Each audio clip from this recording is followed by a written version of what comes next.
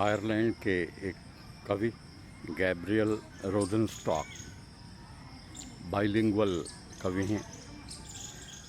Irish भाषा में भी लिखते हैं और अंग्रेज़ी में भी लिखते हैं। उनकी एक कविता मुझे बहुत अच्छी लगी। उसका एक ऐतिहासिक संदर्भ है। 1928-29 में पाब्लो नेरूदा श्रीलंका के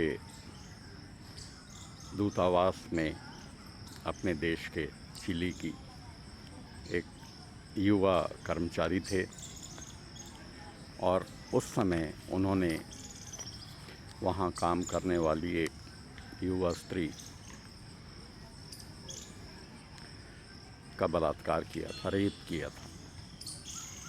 यह बात आई गई हो जाती, लेकिन उन्होंने स्वयं 1974 में प्रकाशित अपने मेमोयर्स में इस घटना का जिक्र किया है।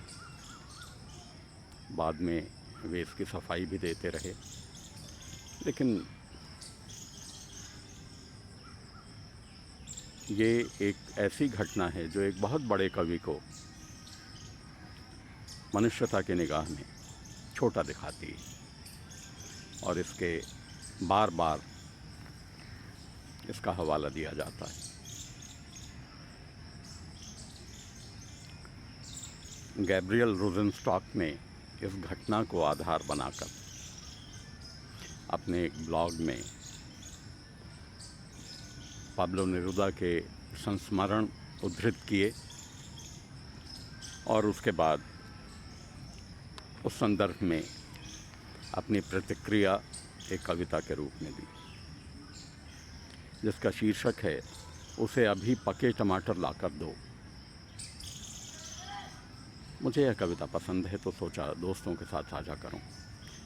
अभी उसे पके टमाटर लाकर दो नेरूदा, उस दलित स्त्री को जिसका बदन रौंदा था तुमने। अभी उसे पके टमाटर लाकर दो नेरूदा, उस दलित स्त्री को जिसका बदन रौंदा था तुमने। वह भी ऐसे वैसे नहीं, चांदी की तश्तरी में उसकी ओर बढ़ाओ। अदब से झुको उसके सामने और मांगो अपने गुनाह की माफ़ी। वह हाड़ मांस की औरत है, कोई पत्थर की बेजान मूरत नहीं है। अपने उस संस्मरण में नेरूदा लिखते हैं कि मैं एक पुरुष की तरह और वह एक बेजान पत्थर की तराशी हुई मूरत की तरह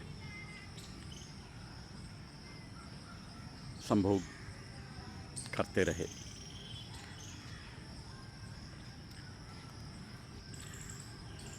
उसी का हवाला देते हुए वे लिखते हैं, वह हाड़ मांस की औरत है, कोई पत्थर की बेजान मूरत नहीं।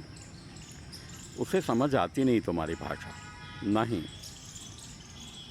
वह वाकिफ़ है तुम्हारे तौर तरीक़ों से, पर ऐसा करोगे तो वह समझ जाएगी तुम्हारी मंशा धीरे धीरे।